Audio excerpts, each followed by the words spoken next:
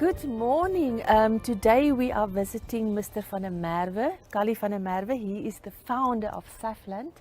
And thank you very, very much for inviting us here at the Droombos today. It's absolutely stunning.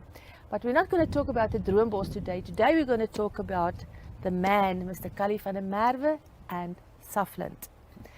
Mr. van der Merwe, who is Safland? Hi, Marie. Yeah, thanks very much for the opportunity, and I'm very happy to host you in the Droombos Gardens.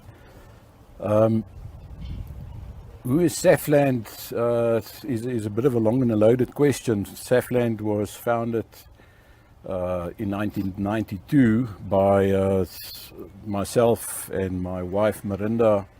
At the time we weren't married. We started off as call it a one-man show, although we were two. It took us many years, and in this instance exactly 20, before we moved to Namibia. And at the time we moved our total operation, or our headquarters, to Windhoek in Namibia. That happened in 2011. And the timing is excellent because it actually makes us 10 years old this year, 10 years young in Namibia. It's your birthday. Yeah, we will be turning 30 next year as a group, and I will also be married 30 years next year with my wife, whom I married just after we started Safland. Congratulations. Thank you. Okay, then the next question I want to ask you, what do Safland do? Safland started off as a property broking or brokering house in 92, and we soon evolved into a property development company sort of from the mid-90s. And around 99 we did our very first in-house development, and we were mostly involved in the motor trade, motor related developments in South Africa, and some retail, and then we moved to Namibia. Safland Namibia was appointed as the fund manager for the Frontier Property Trust, and we started developing properties. Our first one, and it was the big one, was the Grove Mall of Namibia, together with our partners at the time, Demashua and the Atterbury Property Group. At the same time, we were involved in the development of Washamba Mall on Dangwa and the Otjiwarongo Town Square. Around 2014, we formed a company called Safcol that was together with our partners Collins Properties in South Africa. And in Collins we developed the Rundu Mall, the Gubabis Mall, Mega Center, which is next to the Grove, and that was followed by the Steps development, the office development that incorporated the Virgin Active and the Town Lodge Hotel. Stunning hotel.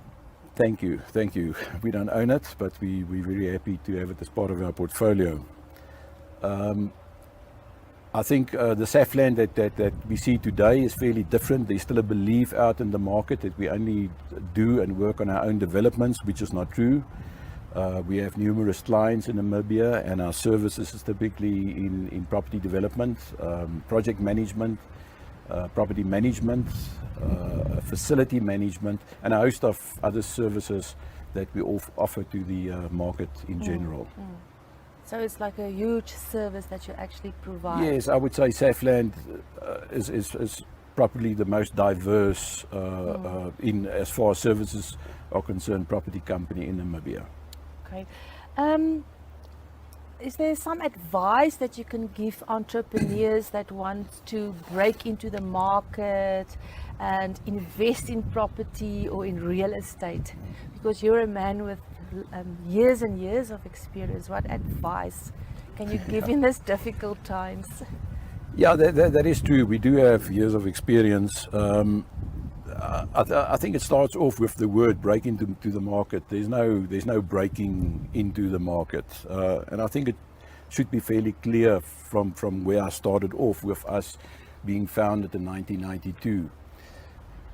When we eventually came to Namibia, that was after 20 very, very hard years of starting from extremely small beginnings and working our way up in the industry we arrived in Namibia, and a lot of people say to us, but you became successful very fast. And we used to have a standing joke to say, yes, it took us 20 years to become an overnight success, because everyone only saw the overnight success part. They didn't know what was really behind that. So I think starting off, we don't break into a market. It's a process.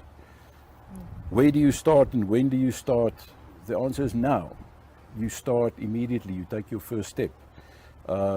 You shouldn't listen to all the naysayers and the doomsayers. And in most instances, as young people whose parents grew up in a different environment, or there might be cultural differences, and so, and a lot of people always tell their children, don't do it. Find security.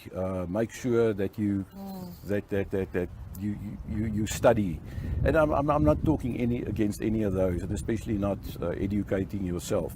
But the problem is people see education as a means to an end, and it's not what it's about.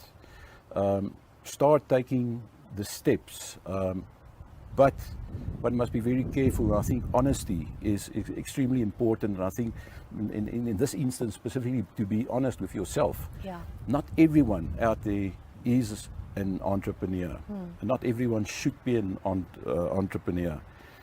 So the honesty comes in.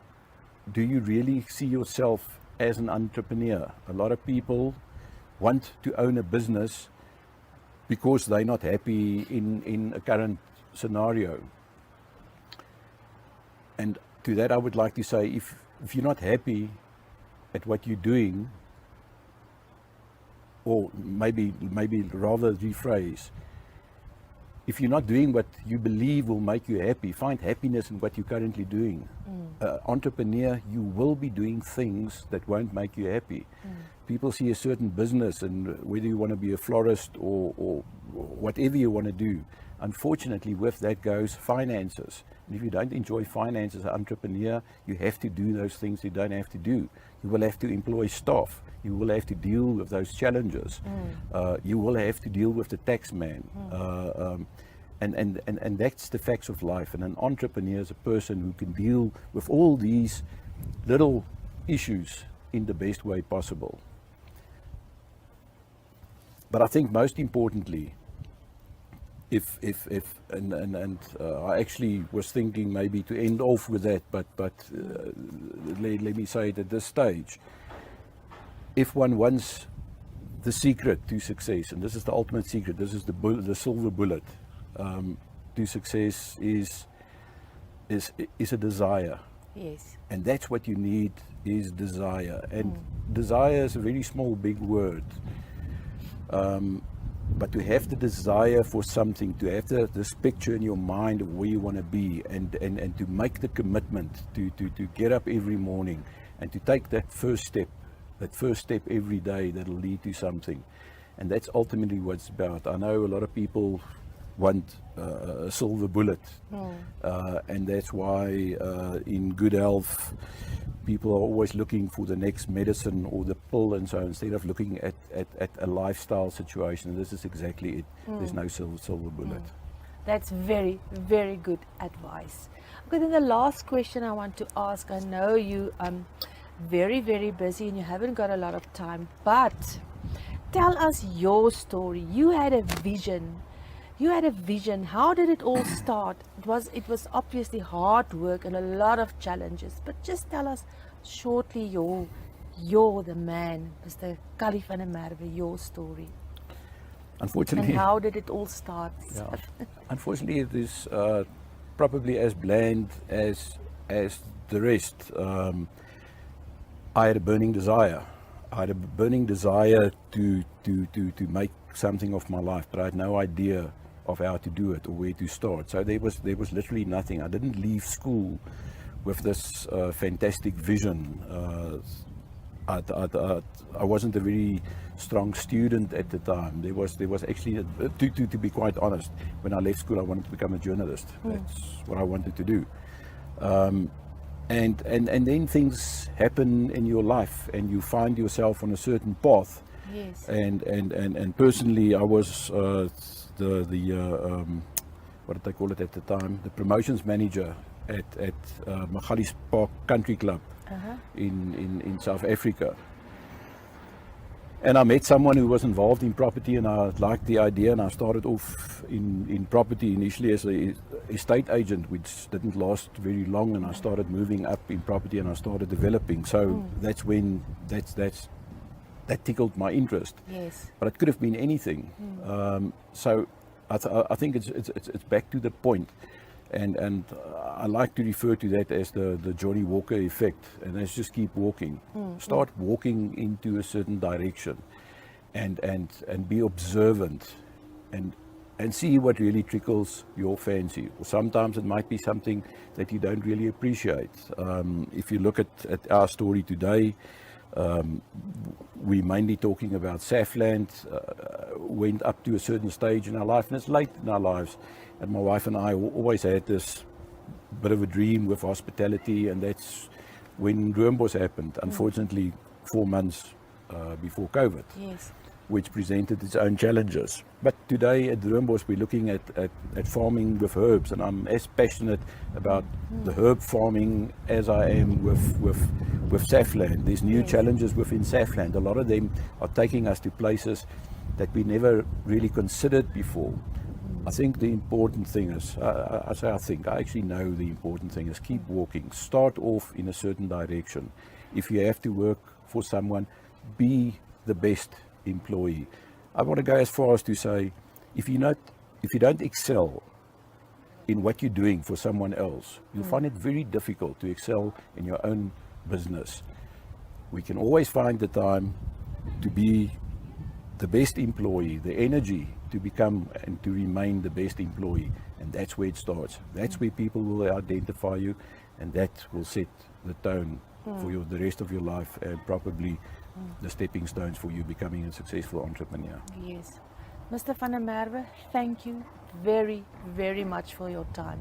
I know you're a busy man. We Thank you. appreciate it. And it's absolutely stunning here at Roombos. Thank you very much. I appreciate it. Thanks for the opportunity.